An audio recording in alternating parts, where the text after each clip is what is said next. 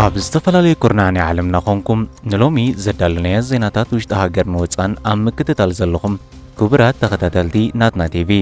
ክሳብ ፍጻሜ ምሳና ክትጸንሑ በኣኽብሮት ንዕድም። ፈለማ ብቐንዲ ነጥብታት ዜና ኣብዚ ሰሙን ዝወፅእ ካልእ ኣብ ቀርኒ ኣፍሪቃ ዝካየድ ኩናት ንኤርትራ ኣዕናው ክኸውን ዝብል ታሪክ ኤርትራ ዘንግዐ አንቀጽ ሓደ መርበብ ኣመልኪቱ ኤምባሲ ሃገር ኤርትራ ብሕቡራት መንግስታት ኣሜሪካ ብጋዜጣዊ መግለጺ መልሲ ይብሉ። ናይ ሎሚ ዓመት በዓል ጥምቀት ብደረጃ ሃገር በብፁዕ ወቅዱስ አቡነ ባሲልዮስ ቀዳማዊ ሻድሻይ ፓትርያርክ ሃገር ኤርትራ ተመሪሑ ኣብ ከተማ ኣስመራን ከምኡውን ኣብ መላእ ሃገር ብልዑል ድምቀት ከም ዝተባዕለ ተገሊጹ። ሓደ ካብ ውድባት ክልል ትግራይ ኣብ ቀረባ እዋን ኣምባሳደር ኣሜሪካ ኣብ ኢትዮጵያ ኤርቪን ጄ ማሲንጋ ኣብ ምዕራብ ትግራይ ድሕሪ ዝገበረ ዑደት ተቃውሞ ኣስሚዑ። ሕቡራት ኢማራት ዓረብ ፌደራላዊ መንግስቲ ሶማል ምስኣ ዝገበሮ ኩሉ ክልተኣዊ ስምምዓት ምስራዙ ኢማራት ንመገዲ መንግስቲ ሶማል ንምትዕንቃፍ ኣብ ተስፋ ዝቆረፀ ፈተነ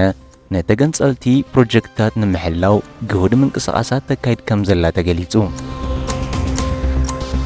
ዓብዪ ዲጋ ህዳሴ ኢትዮጵያ ንግብፅን ሱዳንን ካሕሳ ክኸፍል ከም ዘለዎ ግብፃዊ ሚኒስትር ጻውዒት ኣቕሪቡ። ሰራዊት ኢራቅ ድሕሪ 23 ዓመት ንመጀመርታ ግዜ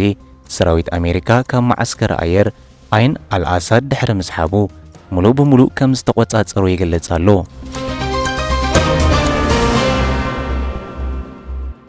ሰራዊት ኢራቅ ድሕሪ 23 ዓመት ንመጀመርታ ግዜ ሰራዊት ኣሜሪካ ካብ ማዓስከር ኣየር ዓይን አልአሳድ ድሕሪ ምስሓቡ ሙሉእ ብምሉእ ከም ዝተቆጻጸሩ ይገልጽ ኣሎ። ሓይልታት ኣሜሪካ ካብቲ ኣብ ምዕራባዊ ኢራቅ ዝርከብ ማዓስከር ኣየር ዓይን አልአሳድ ሰበስልጣን ኢራቅ ኣብ ሃገሮም ብኣሜሪካ ዝምራሕ ልፍንቲ ምውጋድ ኣብ ዝተሰማምዕሉ ሮይ ስጉምቲ ምዃኑ ዘመልክት ምስሓብ ከም ዛዘሙ ብቐዳም 17 ታሕሳስ ኣረጋጊጾም። እዚ ስጉምቲ ድሕርቲ ኣብ 2024 ኣብ መንጎ ዋሽንግተንን ባግዳድን ዝተገብረ ስምምዕ ኮይኑ ነቲ ብኣሜሪካ ዝምራሕ ኣብ ኢራቅ ምስ ጉጅለ እስላማዊ መንግስቲ ዝዋጋእ ተልእኾን ሓይልታት ኣሜሪካ ካብ ዝተፈላለዩ መደበራት ምውፃእ ዘጠቓለለ ክሳብ መስከረም 2025 ክዛዘም ዝብል ዝነበረ ምዃኑ ጸብጻባት እታ ሃገር ይገልጹ። ቀዳማይ ሚኒስተር ኢራቅ መሐመድ ሺያ አልሱዳኒ ኣብ ወርሒ ጥቅምቲ ናይ ዝሓለፈ ዓመት ከም ዝገለጾ እቲ መበገሲ ውጥን ክሳብ መስከረም 2025 ካብ መደበር ዓይን አልአሳድ ሙሉእ ብምሉእ ክስሕብ ክጽውዕ እንከሎ ናይ ሶርያ ምዕባለታት ግን ንግዚኡ ካብ 250 ክሳብ 350 ዝኾኑ ኣኽበርትን ኣባላት ጸጥታን ዝሓቆፈ ንእሽተይ ኣሃዱ ኣብቲ ሃገር ክተርፍ ምኽንያት ኮይኑ መንባሩ ገሊጹ ነይሩ። ጸብጻባት እታ ሃገር ብተወሳኺ ኩሎም ኣባላት ኣሜሪካ ኣብዚ ሕጂ እዋን ተበጊሶም ኣለዉ ክብሉ ይገልጹ። ድሕሪ እቲ ምስሓብ ሓላፊ ስታፍ ሰራዊት ኢራቅ ሌተናል ጀነራል ዓብዱል አሚር ራሺድ ያራላ ነቲ ማዓስከር ኣየር ሰራዊት ኢራቅ ሙሉእ ብምሉእ ንምቁጽጻር ከም ዝተረከበ ገሊጹ። ወተሃደራዊ መግለጽቲ ኢራቃዊ ጀነራል ንዝተፈላለዩ ኣሃዱታት ዕማማት ንምዳቡን ጻዕርታት ንምሕያል ሓበራዊ ስራሕ ንምዕባይን ኣብ መንጎ ኩለን ኣብቲ መደበር ዝዓረዳ ኣሃዱታት ዓቕመንን ስትራቴጂካዊ ኣቀማምጠን ሙሉእ ብምሉእ እናተጠቀማ ንምውሃድ ዝሃቦ መምርሒ ብዝርዝር ኣቕሪቡ ክብል ጸብጻብ ዘ ኢንዲፐንደንት ገሊጹ። እቲ ጸብጻብ ንሓደ ስሙ ዘይገለጸ በዓል ስልጣን ሚኒስትር ምክልኻል እታ ሃገር ምውፃእ ኩሎም ሓይልታትን ወተሃደራዊ መሳርሒታትን ኣሜሪካ ከም ዘረጋግጽ ኣፍሊጡ። ነዚ ብሰበስልጣን ኢራቅ ዝተዋህበ መግለጺ ስዒቡ ብወገን ሰራዊት ኣሜሪካ ነቲ ምስሓብ ብዝምልከት ዝኾነ ይኹን ወግዓዊ መግለጺ ኣይተዋህበን ዘሎ። ሓይልታት ኣሜሪካ ኣብ ሰሜናዊ ኢራቅ ኣብ ጎረቤት ሃገር ሶርያን ኣብ ዝርከብ ፍርቂ ርእሰ ምምሕዳር ዘለዉ ዞባ ኩርዳውያን ህላውኦም ዓቂቦም ምህላዎም እዩ ዝግለጽ። ምኻድ ሓይልታት ኣሜሪካ ኣብ ዙርያ መፍታሕ ኣጽዋር ዘይመንግስታዊ ዕጡቓት ጉጅለታት እታ ሃገር ኣብ ዝግበር ዘተ ናይ መንግስቲ ኢድ ክሕይል ከም ዝኽእል ክግለጽ እንከሎ ገለ ካብኣቶም ድማ ህላወ ሰራዊት ኣሜሪካ ከም መመኽነይታት ተጠቂሞም ናይ ገዛ ርእሶም ኣጽዋር ንምዕቃብ ዝጥቀምሉ ምዃኖም እዩ ዝግለጽ። ቀዳማይ ሚኒስተር ኢራቅ መሐመድ ሺዓ አልሱዳኒ ኣብ ወርሒ ሐምለ 2025 ምስ ኣሶሽየትድ ፕሬስ ኣብ ዝገበሮ ቃለ መሕትት እቲ ምውፃእ ጥምረት ምስ ተዛዘመ ዝኾነ ጉጅለ ካብ ስፍሓት ናይቲ ግዝኣት ወጻኢ ኣጽዋር ሒዙ ክኸይድ ምኽንያት ኣይክህሉን ይኽብል ገሊጹ ነይሩ። ዓብዪ ዲጋ ህዳሴ ኢትዮጵያ ንግብፅን ሱዳንን ካሕሳ ክኸፍል ከም ዘለዎ ግብፃዊ ሚኒስትር ጻውዒት ኣቕሪቡ። ግብፃዊ ሚኒስትር ሃብቲ ማይን መስኖን ሚኒስትር ሃኒ ስዋይለም ብሰንበት 18 ጥሪ ዓብዲጋ ህዳሴ ኢትዮጵያ ኣብ ልዕሊ ግብፅን ሱዳንን ብዘውረዶ ጉድኣት ካሕሳ ክኸፍል ጠሊቡ። እቲ ሚኒስትር ኣብ ኣኼባ ሴኔት ኣብ ዝተሳተፈሉ ብበይናዊ ስጉምቲ ኣብ ፈለግ ኒል ክንዲ ዓብዲጋ ህዳሴ ኢትዮጵያ ዝኣክል ዓብዲጋ ክሳብ ሕጂ ተሃኒጹ ኣይፈልጥን ክብል ወሲኹ ገሊጹ። ንሱ ኣጽዒቡ እቲ ድሮ ዝወረደ ጉድኣት ዝበሎ ካብ ናይ ግብፂ ብጽሒት ዝኾነ 55 ቢልዮን ሜትር ኪዩብ 38 ቢልዮን ሜትር ኪዩብ ጎዲሉ ክብል ኣረድዩ። በዚ መሰረት ሚኒስትር ሃኒ ጠለብ ማይ ናብ 88.5 ቢልዮን ሜትር ኪዩብ ከም ዝዓብይ ኣቃሊዑ። ነቲ ናይ ማይ ሓጓፍ ንምውሓስ ዓመታዊ 23.2 ቢልዮን ሜትር ኪዩብ ዳግማይ ንጥቀመሉ ከምኡውን መጻረዪ ትካላት ድማ 4.8 ቢልዮን ሜትር ኪዩብ ይውስኹ ክብል ዝገለጸት ሚኒስተር ናይ ነፍሲ ወከፍ ሰብ ማይ ብጽሒት ናብ 500 ሜትር ኪዩብ ወሪዱ ብምባል እዚ ድማ ምስቲ ኣብ ዓለም ዘሎ ማእከላይ ደረጃ ካብ ነፍሲ ወከፍ ሰብ 1000 ሜትር ኪዩብ ዘድልዮ ክነጻጸር እንከሎ ምዃኑ ኣረድዩ። ብታሪኽ ካብ 1929 1959 ብዝተገብረ ስምምዓት ዓመታዊ 55.5 ቢልዮን ሜትር ኪዩብ እትቕበል ግብፂ እቲ ዓብዲጋ ህዳሴ ኢትዮጵያ ውሕዚ ማያ ብምንካይ 80 ሚእታወት ማይ ከም ዘልኽ ዝነገረሉ ሕርሻት ሃገርን ድሕነት ማይ ናይቲ 100 ሚልዮን ህዝባን ኣብ ሓደጋ ዝእቱ ብምዃኑ ስጋት ከም ዘለዎ ዝግለጽ። ሱዳን ረብሓቲ ዓብዲጋ ህዳሴ ኢትዮጵያ ኣብ መስኖን ሓይሊ ኤሌክትሪክን ዘተኮር ይኹን እምበር ብኸምቲ ኣብ ወርሒ ጥቅምቲ 2025 ዘጋጠመ ምቁፅጻር ዘይብሉ ውሕጅ ከይፍጠር ከም እትሰጊ እዩ ዝግለጽ። ሕቡራት ኢማራት ዓረብ ፌደራላዊ መንግስቲ ሶማል ምስኣ ዝገበሮ ኩሉ ክልተኣዊ ስምምዓት ምስራዙ ኢማራት ንመገዲ መንግስቲ ሶማል ንምትዕንቓፍ ኣብ ተስፋ ዝቖረጸ ፈተነ ነተገንጸልቲ ፕሮጀክትታት ንምሕላው ግሁድ ምንቅስቓሳት ተካይድ ከም ዘላ ተገሊጹ። ኢማራት ንመደረ ፕሬዚደንት ሶማል ሓሰን ሼኽ መሕሙድ ኣብ ላስ ኣኖድ ንምትዕንቓፍ ዝዓለመ ጻውዒትን ፖለቲካዊ ጸቕጥታት ኣቢላ ዘካየደቶ ምትእትታው ከም ዘጋደደ ምንጭታት ሶማል ኣረጋጊጾም። እዚ ኸኣ ማዕረ ምድልዳል ልኡላውነት ሰሜን ንምድንጓይ ዞባዊ መስመራት ምንቅስቓስ ዝዓለመ ምዃኑ ይግለጽ። እዚ ምትእትታው ኣብ ሰሜናዊ ምብራቕ ሃገር ኣብ ዳግመ ህንጸት ሰራዊት ዝጭበጥ ምዕባለታት ከምኡውን ኣብቲ ብስዑድ ዓረብን ቱርክን ዝድገፍ ወተሃደራዊ ማዓስከርን ወደብ ላስ ቆራይን ዘጠቓለለ ስትራቴጂካዊ ፕሮጀክታት ኣብ ዝካየደሉ ዘሎ እዋን ኣብ መንጎ ተገንጸልትን ደገፍቶምን ኣብቲ ዞባ ዕግርግር ኣበጊሱ ምህላው ተገሊጹ። ምንጭታት ከም ዘመልክትዎ ደገፍ ሓድነት ሶማል ብመገዲ ሕጋዊ መንግስቲ ቅርጺ ኣብ ዝሕዘሉ ዘሎ እዋን ሕቡራት ኢማራት ዓረብ ካብ ፌደራላዊ ቅርጺ ወጻኢ ጎናዊ መንገድታት ከተገድድ ትፍትን ከም ዘላን ይገልጹ። ሶማልን ሕቡራት ኢማራት ዓረብን ብ14 ጥሪ ወግዓዊ ናይ ምውሃድ ዝርብ ብምክያድ ወተሃደራዊ ኣባላትን ንብረት ኢማራት ካብ መቓዲሾ ትርከቦ ካብ መሬት ሶማል ብቕልጡፍን ብእዋኑን ምስሓብ ክዘራረቡ እንከለዉ ምስቲ ኣብ ወደብ ቦሳሶ ዝርከብ መሳለጢ ኢማራት ዓረብ ዝተኣሳሰረ ናይ ምውፃእ ምድለዋት ግን ፍታሕ ከም ዘይረኸበ መርበብ ዳዋን ኣፍሪካ ኣብ ጸብጻቡ ኣፍሊጡ። እዚ ከምዚ ኢሉ እንከሎ ሚኒስትር ጉዳያት ወፃን ሃገራዊ ምትሕብባርን ሶማል ዓሊ ዑመር ሃገሩ ኩሉ ምስ ኣብ ዱባይ ኢማራት ዓረብ ዝመደበሩ ዓብዪ ዓለማዊ ኩባንያ ሎጂስቲክ ዲፕ ወርልድ ዝተገብረ ስምምዓት ከምኡውን ምትሕብባር ምክልኻልን ጸጥታን ተሰሪዙ ኣሎ ክብል ካልእ ተወሳኺ ምቁራጽ ስምምዓት ድሕሪ ውህሉል ኣሉታዊ ልኡላዊ ጉዳያት ሶማል ዝመጸ ውድእ ውሳኔ ክብል ከም ዝገለጾ ዘሳዑዲ ፖስት ገሊጹ። እቲ ሶማላዊ ሚኒስተር ነዚ ዝበለሉ ምኽንያት ስጉምትታት ኢማራት ንልኡላውነትን ሓድነትን ናጽነት ሶማል ብምድኻም ከምኡውን ካብ ወግዓዊ ሃገራዊ ማዕቀፍ ወጻኢ ምስ መሬትናን ክለኣየርናን ገጢሞም ኣለዉ ክብል መንግስቲ ሶማል ምስ ሃገር ዘለዎ ዲፕሎማሲ ኣብ ሕማቕ ጥር ዝበጽሕ ምህላው ዘረዳሕ ሓበሬታ ሂቡ። ሓደ ካብ ውድባት ክልል ትግራይ ኣብ ቀረባ እዋን ኣምባሳደር ኣሜሪካ ኣብ ኢትዮጵያ ኤርቪን ጄ ማሲንጋ ኣብ ምዕራብ ትግራይ ድሕሪ ዝገበረ ዑደት ተቃውሞ ኣስሚዑ። ኣምባሳደር ኣሜሪካ ኤርቪን ማሲንጋ ኣብ ቀረባ እዋን ናብ ምዕራብ ትግራይ ዘካየደ ዑደት ዝምልከት ዝወፀ መግለጺ ሳልሳይ ወያነ ትግራይ ሕጋውን ሰብኣዊ መሰላትን ዘኸተሎ ሳዕቤን ብምጥቃስ ከቢድ ስክፍቱ ብምግላጽ ወግዓዊ መግለጺ ኣውፅዩ። ማእከላይ ሓሳብ ተቃውሞ ትውድብ ኣብ ዑደት እቲ ኣምባሳደር ሑመራ ዝብል ቃል ብምጥቃሙ ሳልሳይ ወያነ ትግራይ ሕገ መንግስታዊ ዝጻረረን ምስቲ ብወግዒ ኣፍልጦ ዝተዋህቦ ምዕራብ ትግራይ ዝብል ስያመ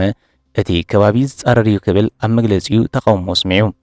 እቲ ትካል ብተወሳኺ እቶም ነቲ ኣምባሳደር ዘእንግዱ መምሕዳራት ከባቢ ብዘይ ሕጋዊ መገዲ ዝተመስረቱ ምዃኖምን ኣብ ሰፊሕን ስርዓታውን ምግሃዝ ሰብኣዊ መሰላት ብሰፊሑ ከም ዝተሳተፉን የረጋግጽ ክብል ገሊጹ። ሳልሳይ ወያነ ትግራይ ንጸብጻባት ኣብ ምዕራብ ትግራይ እቲ ግጭት ካብ ዝጅምራት ሒዙ ዝተፈጸሙ ገዛታት ዝሰነዱ ሃገራውያን ትካላት ተጣበቕቲ ሰብኣዊ መሰላት ከም ኣምነስቲ ኢንተርናሽናል ኣብ መግለጺ ጠቒሱሎ። እቲ ጉጅለ ብዘይካቲ ዑደት ንባዕሉ ነዞም ሰበስልጣን ሕጋውነት ዝህብ ተባሂሉ ክትርጎም ዝኽእል ምሳሌያዊ ተግባራት ኢሉ ዝገለጹ ስጋኣት እውን ገሊጹሎ። ኣብ መወዳእታ ናይቲ መግለጺ ሳልሳይ ወያነ ትግራይ ኣምባሳደር ማሲንጋ ብዛዕባ ተግባራቱ ህዝባዊ መብረሂ ክህብ ብወግዒ ከም ዝሓተተን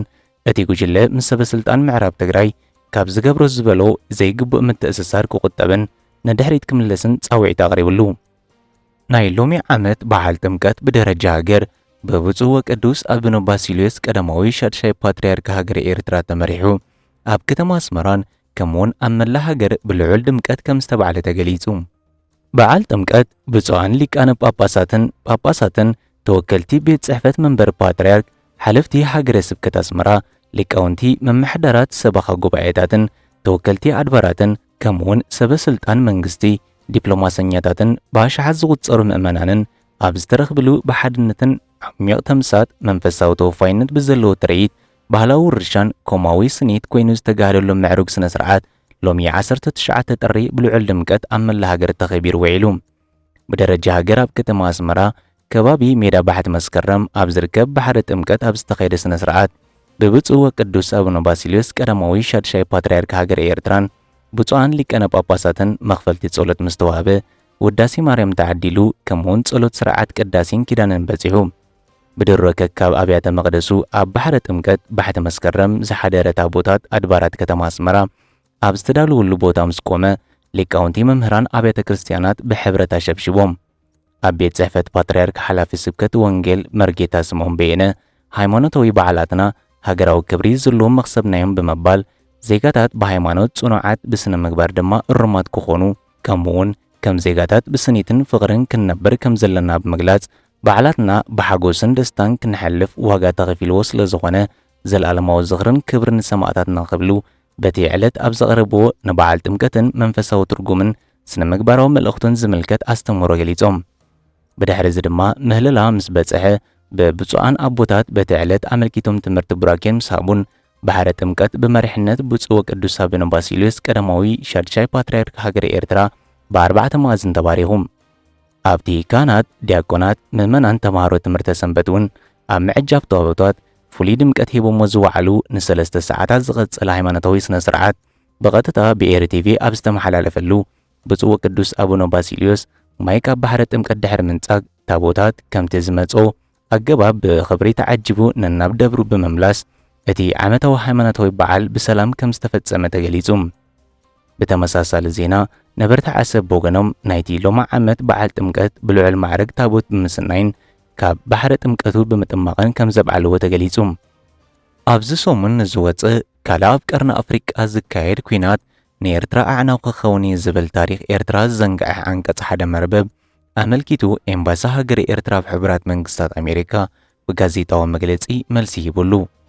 ኤምባሲ ኤርትራ ኣብ ሕቡራት መንግስታት ኣሜሪካ ነቲ ብዕለት 15 ጥሪ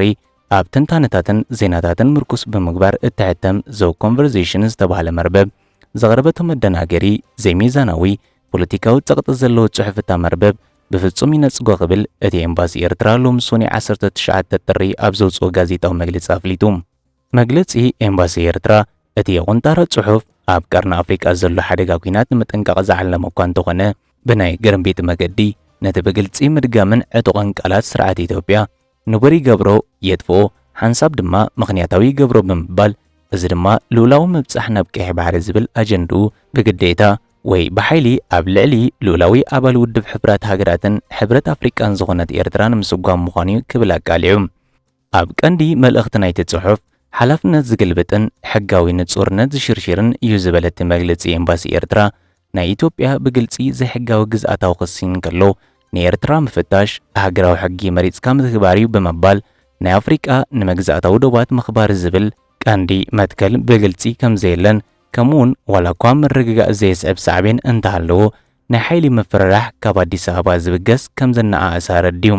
እቲ ወግዓዊ መግለጺ ኤምባሲ ኤርትራ ኣጽዒቡ እቲ ጽሑፍ ናይቲ መርበብ ማዕረ ማዕሪኡ ዘደናግሮ ኤርትራ ንኢትዮጵያ ምዱብ ተጠቃምነት ባሕሪ ከለአታ ዝብል ምትላልዩ ብምባል ኤርትራ ኣብ ዝኾነ ታሪኽ እዋናት ብሕጋዊ ክልታዊ ምድላዋት ናብ ቀይሕ ባሕሪ ንግዳዊ ምብጻሕ ንምክያድ ተቃዊማ ወይ ዓንቂፋ ይትፈልጥን ክብል ብፍላይ ድማ እቲ ንግዳዊ ተባጻሕነት ምስ ልኡላውነት ወይ ዋንነት ምትሕዋስ ብዘይ ምግናን ከም ዝነጽጎ ኣፍሊጡ ከምዚ ዝኣመሰለ ዘይምምጥጣን ካብ ውግእ ኣይጠንቅቕን እዩ ዝበለ እቲ ጋዜጣዊ መግለጺ እዚ ስነመጎት ግዝኣታዊ ምክልኻል ዘጠፍእ ኮይኑ ነቲ ንነዊሕ እዋን ብኣፍሪቃን ማሕበረሰብ ዓለምን ዝተነጽገ ዓመፅ ሕጋውን ምግባር ሓደጋ ከም ዘስዕባ ጠንቂቖም ኣብ መወዳእታ ናይቲ መግለጺ ኢትዮጵያ ትብሎ ዘላ ዘይሕጋዊ ክውንነት ምቕያርን ሓደገኛን እዩ ብምባል መሪሕነት እታ ሃገር ናብ ወደባት ኤርትራ ምብጻሕ ከም ናይ ህላዊ ጉዳይን ታሪኻዊ መኣረምታን ኢሉ ብግልጺ ኣቐሚጦም ምህላው ጠቒሱ እንተኾነ እዚ ቃላት እዚ ቅንዕና ዘሎ ከም ዘይኮነን ንሱ ድማ ንመሰረታዊ መትከላት ሃገራዊ ስርዓት ከምቲ ኣብ ቻርተር ሕብራት ሃገራት ዝተቐመጠን ብ1964 ብውሳነ ካይሮ ሕብረት ኣፍሪቃ ሃገራት ኣፍሪቃ መግዛእታዊ ዶባት ከኽብራ ዘገድድን ዳግማይ ዝተረጋገጸን ዶባት ግዝኣታዊ ምሉእነት ከምውን ልኡላዊ ማዕርነት ሃገራት ቀጥታዊ ብዶ ከም ዝኾን ኣተሓሳሲቡ ይኹን እምበር ዝኾነት ሃገር ዓባይ ትኹን ንእሽቶ ብመሬት ዝተኸበት ትኹን ወይ ኣብ ገማግም ባሕሪ እትርከብ ሃገር ኣብ መሬት ወይ ወደባት ካልእ ሃገር ልኡላዊ መሰል የብላን ክብል ዝተቐሰት መግለጺ ናብ ባሕሪ መብጻሕ ብሃገራዊ ሕጊ ንግዳዊ ስምምዓትን ሰላማዊ ምትሕብባርን እምበር ብናፍቖት ብስጋት ወይ ብሓይሊ ኣይምራሕን ክብል ኣዘኻኺሩ